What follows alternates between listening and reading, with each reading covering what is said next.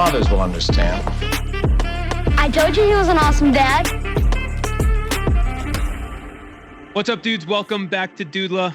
I'm Michael. I'm John. And we are joined by Ryan. Ryan, thanks so much for joining us. Yeah, thanks for having me, guys. Before we get into it, tell us a little bit about you, where you're at, and how many kids and age and all that stuff. So I'm located in Pennsylvania, 45 minutes outside of Philadelphia, in a rural suburban area. Been here, born and raised here, been here for, 31 years, minus a couple years in the city for college. Currently, I am a new dad. All right. So I have a 10-month-old. She's actually turning 11 months on Friday. So it's been, challenging part of my, life here, but learning every day and pivoting and, trying to figure it out as we go. So, cheers to that. Yeah. I mean, pivoting, I think, is the most important word of the new dad life, like it's, hey, we're going to do this today. Oh, just kidding. We're going to be doing this today. So you are in good company with the new dads because both of us have, mine's about to turn 8 months and yours are almost 11. Yeah, almost 11 months. So we're in the same bucket right there. I got a birthday invite from his wife yesterday for their first birthday. So are you guys on the birthday party planning train? Oh yeah. I mean, it's all my wife. I'm just asked, what's the budget? Yes. Uh-huh. So yeah, she's got that all planned out. We actually sent invites out like a week or two ago. So they're ahead of us. There we go. So yeah, we had to trim the list down. It was kind of getting out of control, and we're having it at our house. I'm like, there's no way we can fit 100 people in our house. I think my list was 70 people as how many we invited. But there's a big park by our house, and our hope is that it doesn't rain. And we'll just do it there. Yeah. It I can't wait to see the first birthday. So I know what to do for mine a couple months later. So all of the tips, send them my way. Will do. Deal. Well, tell us a little bit about, you're kind of just kicking off your kind of social media presence as a new dad, with fitness, with just kind of what's going on.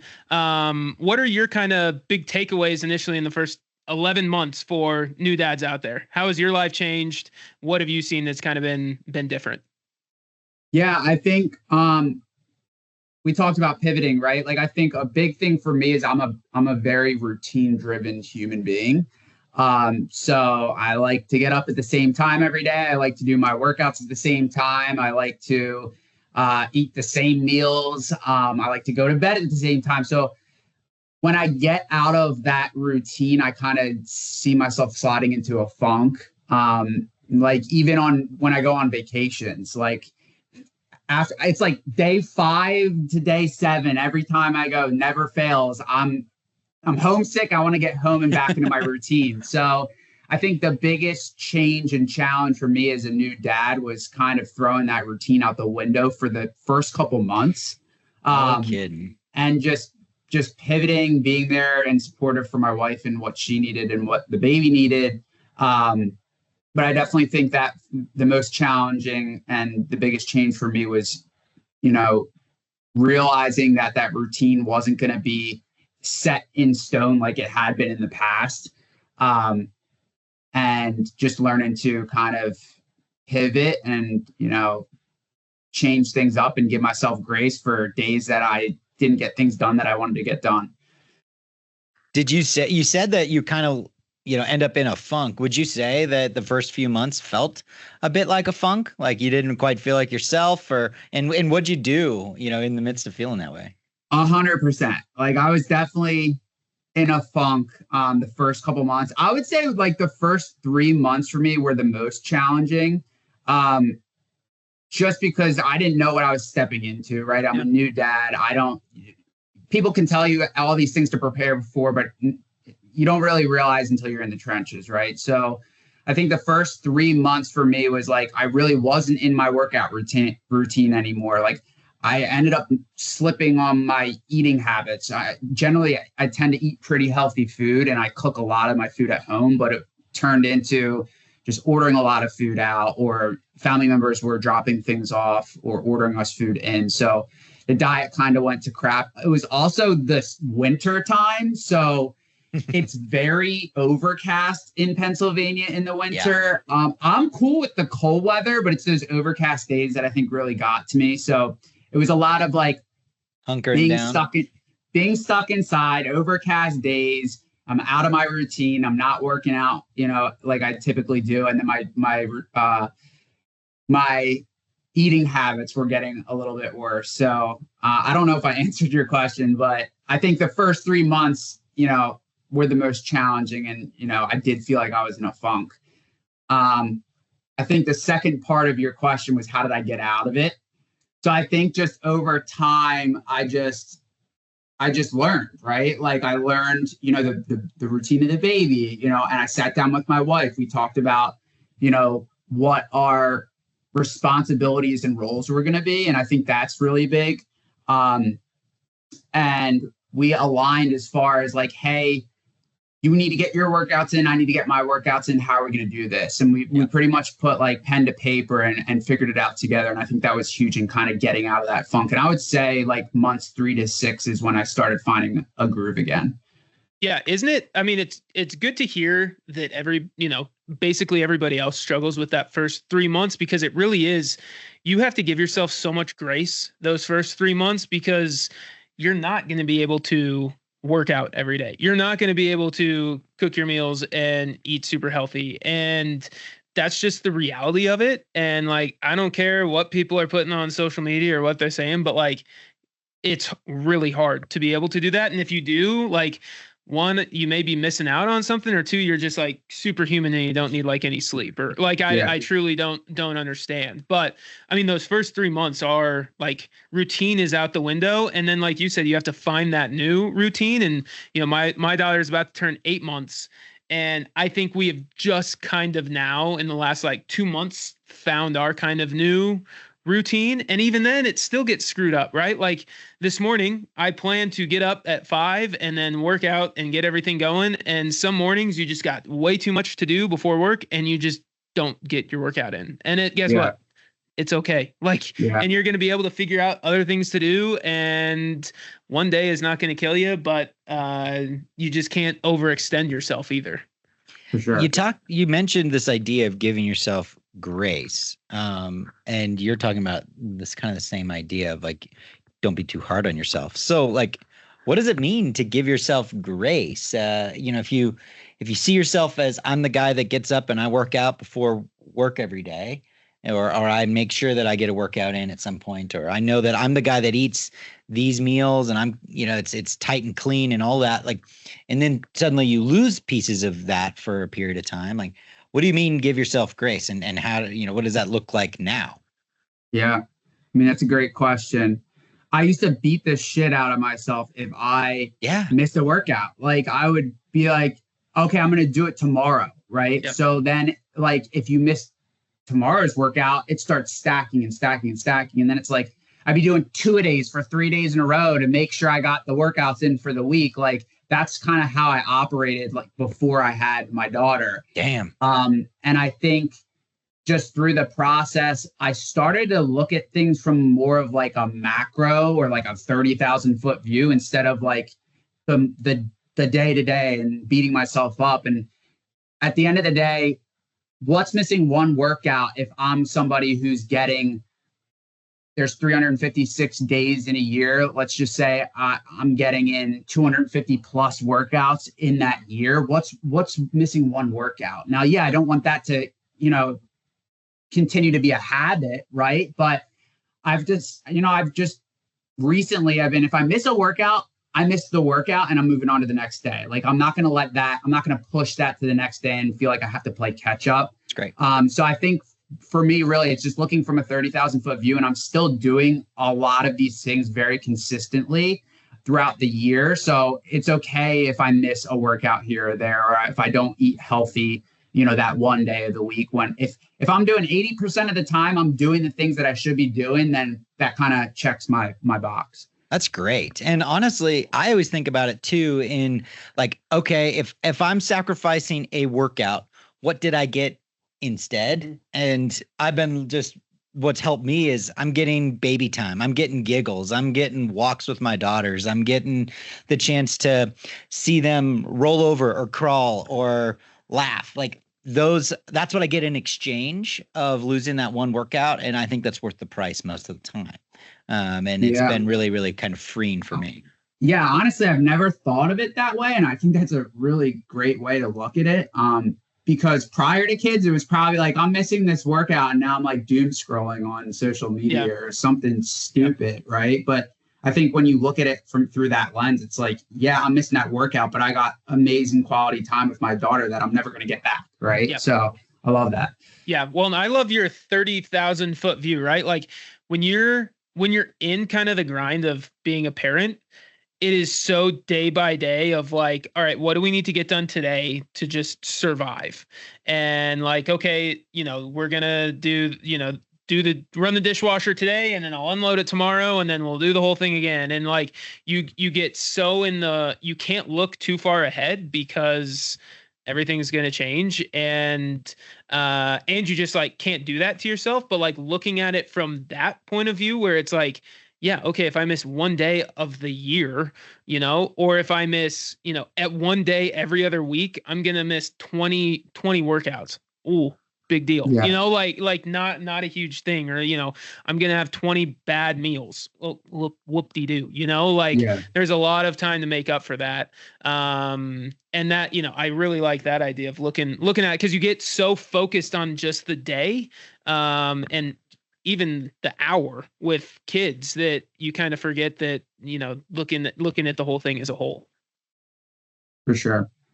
Yeah, I definitely I do also, so going back to the workout thing and just giving myself grace with all that, like if I, for example, miss a workout that's planned for the morning, right? Like I might try and shift it to like working out at lunch or working out in the evening if I can squeeze it in, and I'll talk to my wife about it, and just see if we have time this afternoon, can I get one in, or I'll do it when the baby goes down. But after that day's over is when, if I do miss it, I'm not moving it, to the next day or whatnot and trying to play catch up. I think it's great, because that means that like, you're still you're still trying to get it in. You're still trying to stick to the commitments that you made to yourself and your spouse and all that. But you're also having a little bit of grace, and I love that. Talk to me about the communication with your wife on that. I know we were talking, and your wife is, kind of big on social media with some of her, workout stuff and personal training. And so obviously you guys both have a big fitness routine. How do you guys balance that? Do you guys, do you work out together? Do you guys do it individually? Is it a little of both? Like how do you communicate that, and how do you work through that? Also some details about like, how long does it take? Like how many minutes should I be blocking to actually get a workout in? Yeah. So like communication, I think is very key, right? Just being aligned. And I think, some of the hate I get on like social media, I will say mostly I get positive feedback from a lot of the people, but every once in a while you get haters sliding in there. This isn't realistic. This is fake, blah, blah, blah, whatnot. I think, it's definitely, if you're looking at my content and you don't have a significant other that's aligned with you or has the same passion for fitness, then my lifestyle might be difficult for them to understand or might not be realistic for them. But the communication between my wife and I from an overall perspective, I would say is awesome. But specifically like from a fitness perspective, like we're very aligned. Like this is her passion. She's been a personal trainer since she was a teenager. So she's been doing this for 15 plus years. And we our household is like built around that. Right. So I always say like, I had a really good buddy who is an elite endurance athlete. Like he went to the worlds for like the world triathlon and everything like that. And he used to say, fitness is my compass. And I love that because I was like, whenever I'm feeling like lost or I just don't, where I'm at in life or where I need to go, it's like, I can always hone in on my fitness. And like, that keeps me grounded in who I am as a person. Well, my wife's the same way. So it just creates this really good dynamic for us. Like that's the core of who we are and what we do as a family. And we're gonna make sure that's a number one priority, because if I'm not, physically moving my body and doing those things to make, then I can't show up 100% for anybody else. Right. So like, it's not just a physical thing for me. It's also like a mental thing for me. Right. So like if I'm, talking about getting in funks, right. Like if I'm not working out, period, like my mental health is just not in a good place. And then that kind of leaches into other areas of my life. So my wife and I are very in line with the fitness stuff. So, we basically sat down when we had our daughter and we're like, hey, how are we going to do this? Right. So, and obviously it's got to continue to change and grow as she gets older, naps schedules change, feeding schedules change, all those things. Week to week sometimes. What was that? Week to week sometimes. Yeah, for sure. So we basically sat down and we got on the same page as like, hey, what are your goals for fitness? What are mine? And how are we going to fit this into our schedule? Because our daughter doesn't go to daycare or anything. Like currently my wife's a stay-at-home mom, but she's doing some like virtual personal training on the side. And then we're actually working right now on opening a boutique luxury fitness studio that's going to be opening in around May of 2026 in our area. It's going to be Pilates studio, a strength training studio, and it's going to have a recovery room with like a sauna and a cold plunge.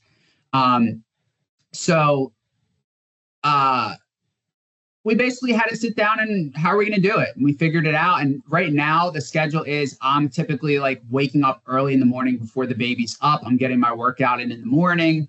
And then I'm spending some time with the baby. Now she's going to like F45. I'm sure you guys have heard F45. Yep. She's has jumped into some of those classes recently. So I'll work out first in the morning, and then the baby will wake up, she'll feed the baby, take care of the baby. And then by the time I'm done, I take over, and then she'll go to her F45 classes, and then she'll come back before I have to start work for the day. Gotcha. So that's kind of how we've kind of worked it in. We used to work out together all the time. And that's one of the things we do miss. Like we were workout partners like for years. So that, we try to every once in a while on a weekend, try and like squeeze one of those in.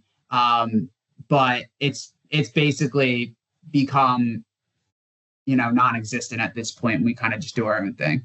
Yeah, I saw some of the videos on your feed of you guys working out together, which was really cool. Yeah, I think my best video so far has like over 700,000 views, but it was us two like working out together. That was a Saturday, and it was during Bella's nap. Yeah, gotta capitalize on those nap times. I mean, that is like the key time to get stuff done. Well, and I think, sitting down and talking through your goals, right? And just like aligning with your wife I think that's one of the most important things, that it doesn't even have to be fitness wise, right? Like anyone can take anything from that of like, okay, what are you trying to get done this week? What is important to you? And how are we going to get that done? And I think that's, the communication piece, like we've talked about that, on almost every single pod, because of how important communication is with your wife while, in this kind of time, because all of a sudden, like the week's over and you can look back and be like, I don't even know what just happened. Whereas if you're able to kind of talk to each other and figure out, okay, these are my big hitters this week. This is what I need to get done. And if they're able to be like, okay, I need to make sure I have this blocked off and this blocked off so you can get that done. That's a huge piece of just making sure everybody's sane, right? Because you still need a little bit of time to yourself and still be able to do those things that recharge you, so you can be, the best dad that you can. Do you and Abigail have kind of a regular routine where you guys sit down and communicate through things? We both wake up in the mornings, and like this morning, we just had a lot to talk about the week, and neither of us got our workout in, but it was because we were trying to figure out what the week was going to look like, who needs to be where, and what's going on. So like her and I take the mornings when we wake up to kind of talk through the day and the week and figuring out what we need from there. So yeah, we have kind of a time, and some days it's like we're set. We don't need really chat. We kind of just, hang out with each other. And other times, we're really kind of trying to figure out what needs to get done. And we found that is a good time to have kind of the harder conversations too, because at night everybody's tired and no one wants to have that. And like in the mornings, it's just kind of a good place to kind of have those. Kind of a level set. Yeah. Cool. That's great. Yeah. We typically do the high priority. What is your schedule tomorrow and what needs to happen? Yep. We do that right before bed. Yeah. Just to make sure that our alarms are at the right time. Yes, exactly. But I'm more like you, Ryan. We get up in the morning. I get up early, do all the things, and basically go through the first wake period and then jet off to work. When I need to. Yeah, and ours is a little different because my wife, she works, so we are doing daycare, and she's a teacher, so she's got to be she leaves the house at like 6:30. So we have to have everything basically done in our house in the morning by 6:30, because then once she's gone, like I have to feed her and then get ready and get out the door by 7:30 so I can be at work. So our mornings are a little chaotic sometimes, but no kidding. Yeah, no kidding. So Ryan, talk to me about this idea of goal setting. Do you have a strategy when you guys set goals? Do you have a formula that you use, or is it kind of flying by the seat of your pants? And does it also, go through all areas of life? Are you talking about like financial goals? And I mean, you talk about starting a business, in less than a year. That's exciting and awesome. Congratulations. And we're in it with you. Like, I get what that's like to try and launch something while in between nap times. So tell me a bit about goal setting and how it kind of permeates your life, your relationship, your marriage, you as a dad.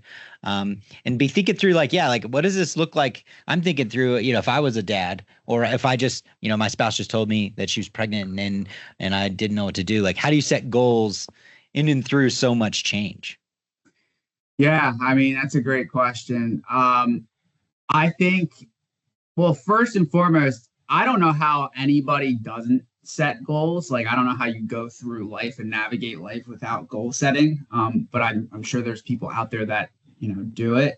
But I've always been like the kind of guy, I need to write things down. I need to see it on paper, and then I'm going to come up with a game plan. I'm going to execute on the game plan. So goal setting is it's super important to me. It's super important to my wife. We have our own individual goals. We have goals as a team. I set goals for different areas of my life. So obviously, like, I'm working for, a 9-to-5, right? But I'm also trying to open up this business with my wife. And then I have, fitness goals. So I kind of have buckets of goals. So I have like personal goals. I'll have fitness goals. I'll have, business goals for the company that I'm working for. But we typically sit down every year and kind of do like a yearly like goal planning and goal setting, activity together. And as corny as it sounds, I do a vision board every year. So let's go. Yeah. So I've been doing that for at least 5 years now. And it's posted up here. I see it every day. So it just reminds me of why I'm doing the grind every day. And, I'm trying to get to the things on the vision board. So what's on there right now? So we've got a guy deadlifting. So it's just a reminder of like keeping up my strength and, fitness goals. Like, I got some like healthy foods on there. I have a sauna and a cold plunge on there. I have different like vacation spots that we wanted to go this year. I have a picture of a family on there because that's basically my why. Have like business owner on there, and I have like construction of a fitness studio. And then I have some other like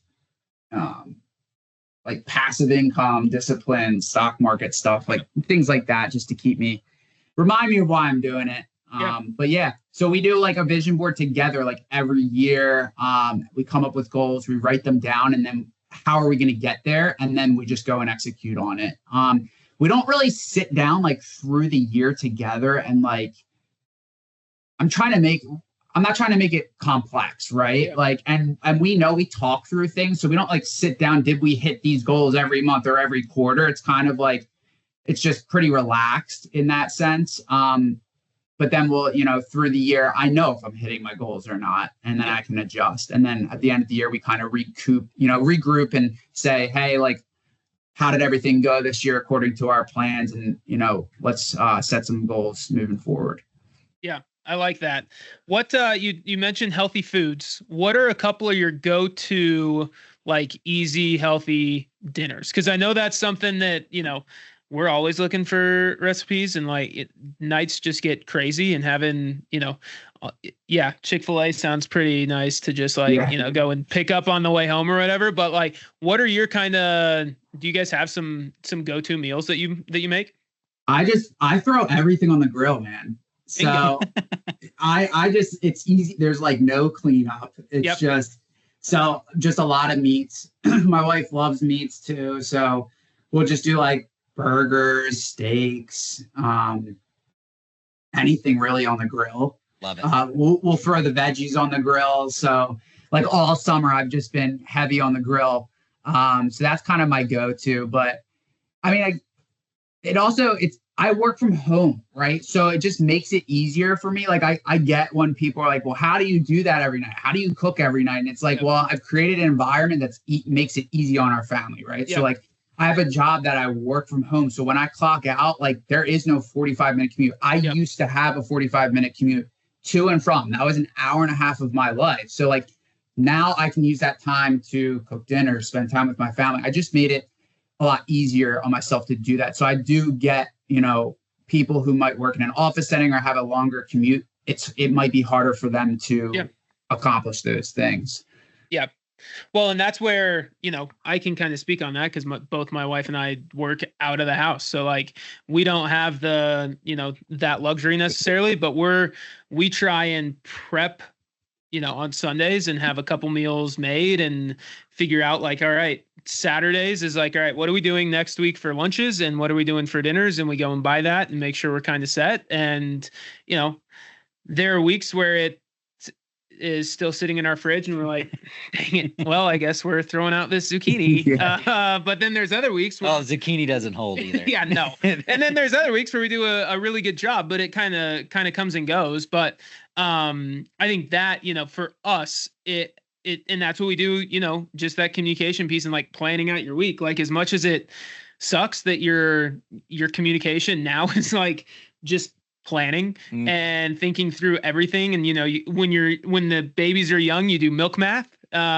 So much math. Yes. And as you get older, it's like, or as the kid gets older, it's like, all right, now we're just doing like, math for the rest of the week of what are we actually doing? Yeah. It's just wait till they have activities. Oh, we're dead. We're so dead. And, but hopefully, at that point, things are going to be, a little different and won't be double office. But yeah, it is, for those people, it is really hard to kind of do that. And you come home and you cook and then you clean and next thing you put the kid down and next thing you know, you're not sitting down until 8:00 and it's like, maybe we just go to bed.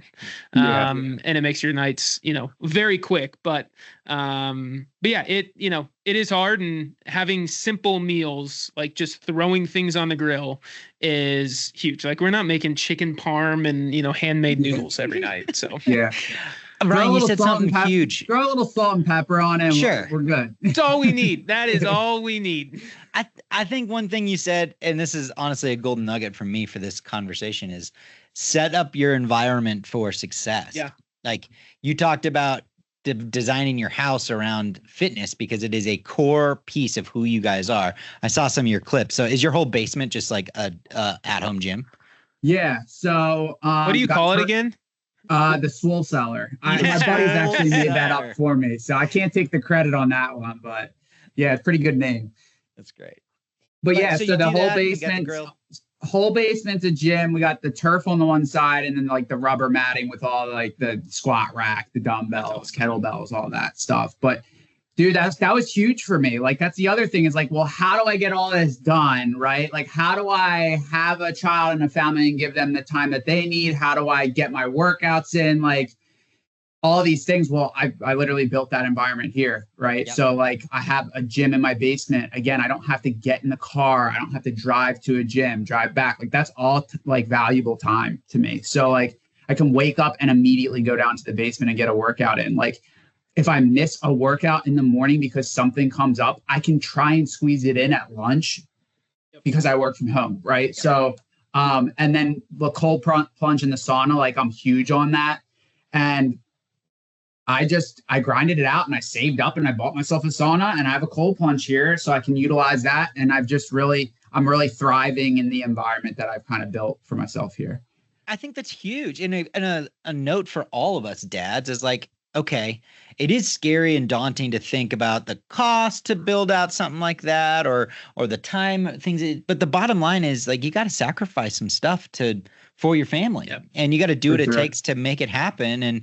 And I mean, I was with you in the same boat of like, I don't know. There is not a gym that is close enough that I'm going to sacrifice those baby giggles for. Like I'm always thinking about that as my cost. That's my currency in this house. And so we bought a treadmill and some dumbbells and kettlebells and boom, it's literally right there, right next to this podcast setup. And the other thing is we wanted to launch Doodla and we didn't want to rent office space to do a podcast, but we wanted a cool thing. So Mike and I went to Home Depot and through this is plywood that we painted black and hung. I mean, and we put it here in my basement. It's unfinished, but it's got everything that I need to do the things. And it's like, yeah, sure. It costs some money, but at the end of the day, like it is worth it. In the price of giggles.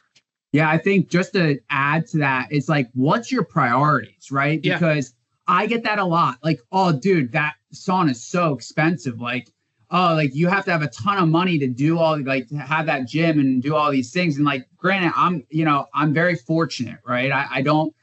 I understand that there's a price tag that comes with some of the stuff that I do, but also going back to like, this is the core of who I am and what I do. Like, and when you break it down, everybody looks at the big picture of how much these things cost. It's like, if you break it down, it's like, dude, they have financing for zero APR financing for a sauna. Like, if you break it down, it's a couple $100, maybe a max a month. Like, well, how much are you spending going and drinking at the bar this month? Probably $200. Well, I don't drink.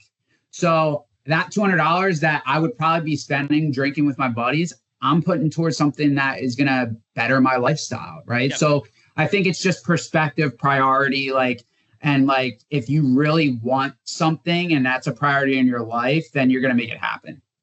And I think that's a lesson that we as dads have to really, really and consistently hold and embody is what matters the most. Because I will say I love going to the bar and drinking with my buddies. I love it. Yeah. I'm a huge fan.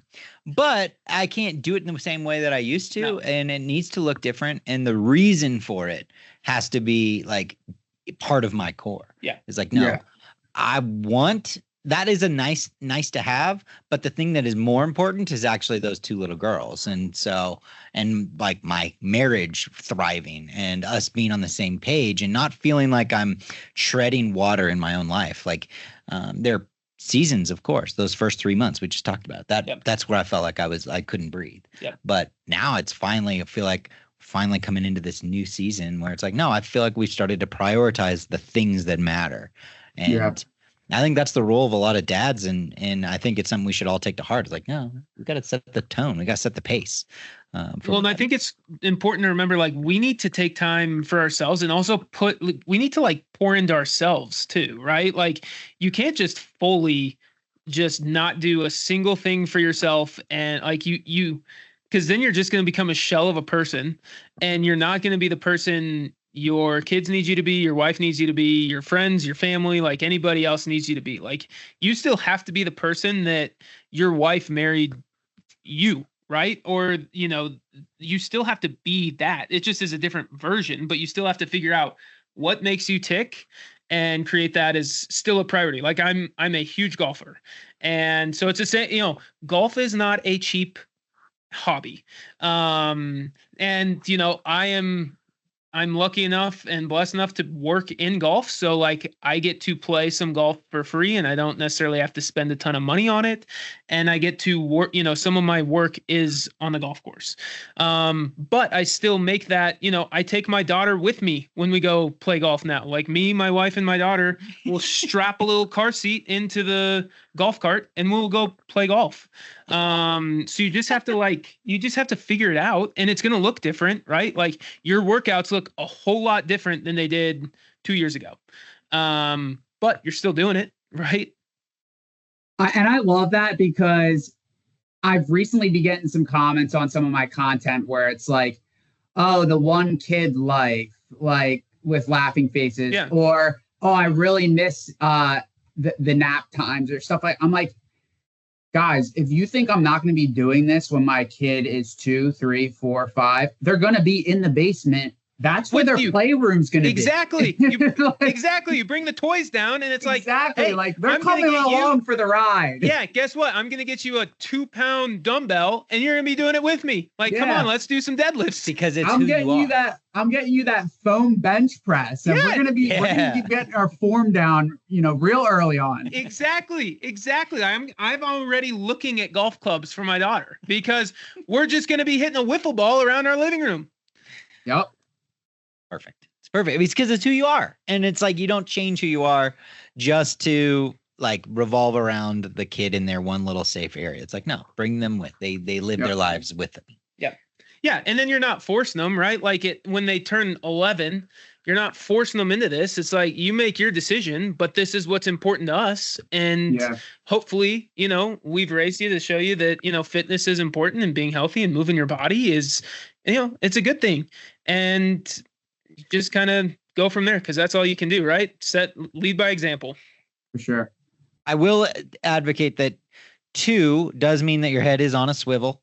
Funny story this morning. I actually was cooking breakfast for my 2 twin girls. They've just started crawling, and I put one in the high chair to get her ready to go.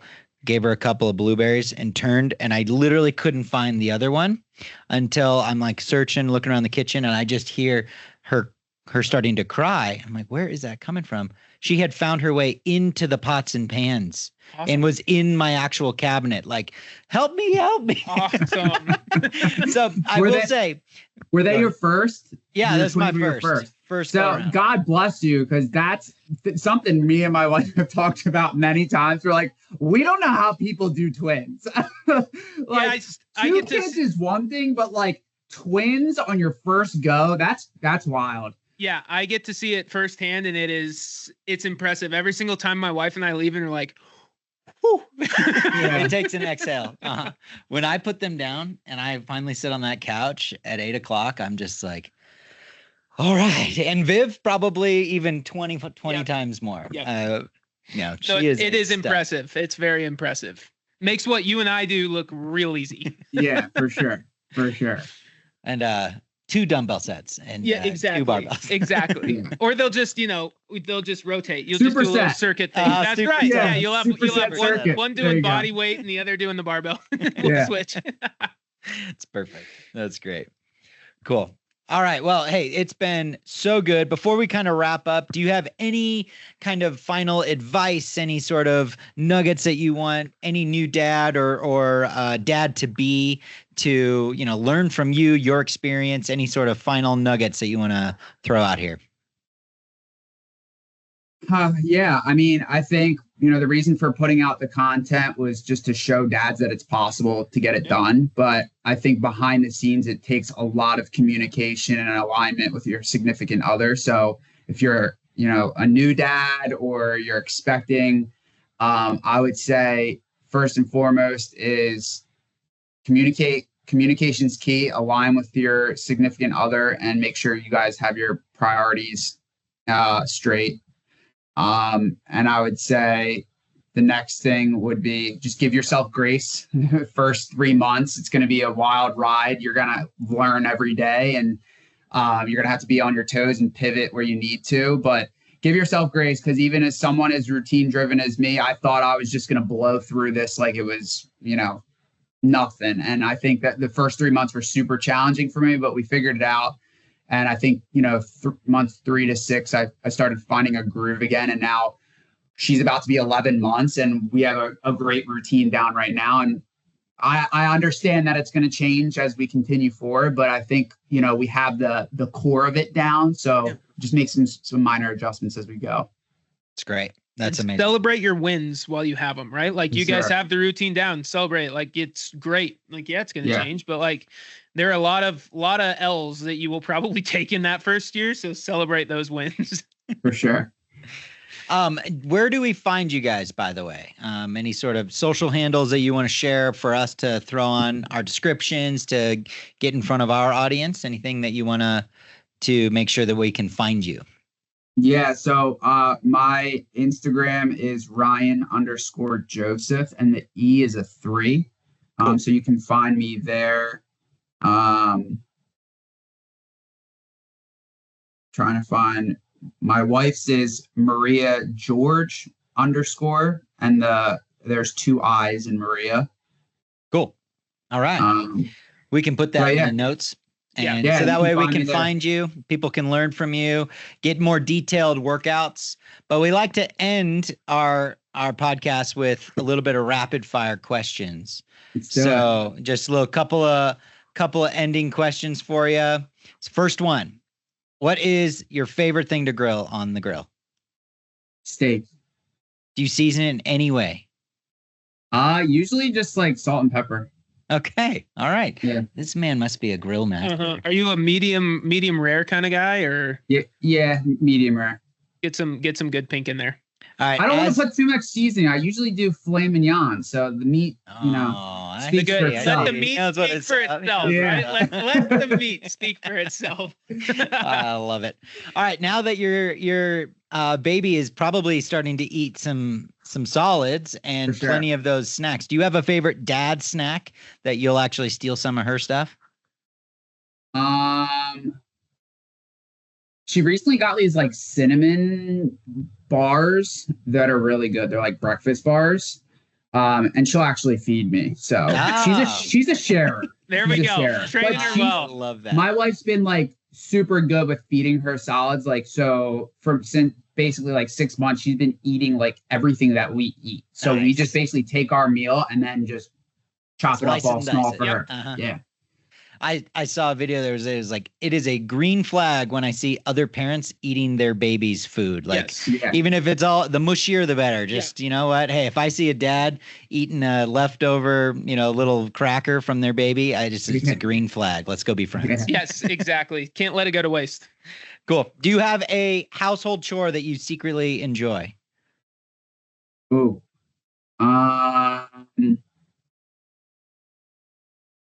That's a great question. Awkward silence typically means no. Yeah, I don't think so. I'm like trying to think. I'm like, I don't think so. I started outsourcing as much of that stuff as I can. I don't mow the lawn anymore. I don't clean the house anymore. So, yeah. That's great. No. Cool. Last question. What is the most underrated dad skill? Underrated dad skill? I don't know. That's a good question too. Do you have an answer to that one? I think mine is having a good baby playlist that like is not annoying in the car, that you can like share some songs and people are like, oh, I actually kind of like that song. That happened yesterday actually with my sister and her husband. The elephant song, have you heard that song? Stomp Like an Elephant.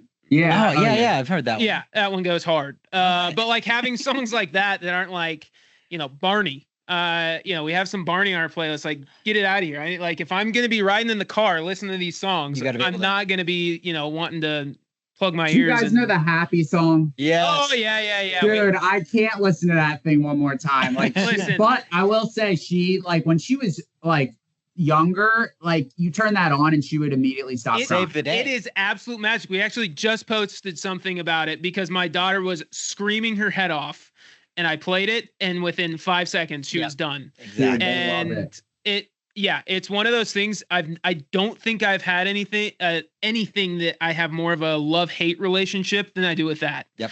Because I wake up with it in my head 4 times a day, like stuck in on the bicycle. But like if it beep, keeps beep away, in the car. if it keeps away the screaming, like I'll take it.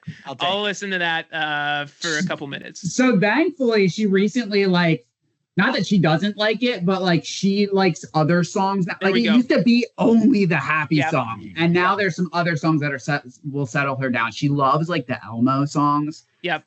Classic. That's so- almost worse though. Yeah, Yeah. No, unfortunately, there are not many good kid songs. yeah. But they're good for them. Yes, exactly. Exactly. So Awesome. awesome. Well, thanks so much for talking to us, Ryan. You left us thinking about a lot of things and goal setting, and definitely challenged me. So I'm excited about it.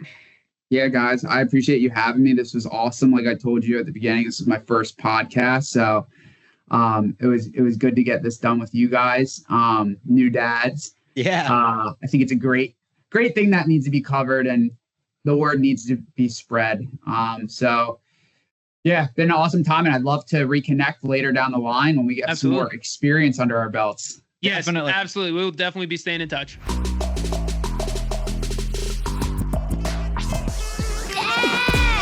Daddy out! Dad! It's a lot of lights, Dad. You fathers will understand. I told you he was an awesome dad.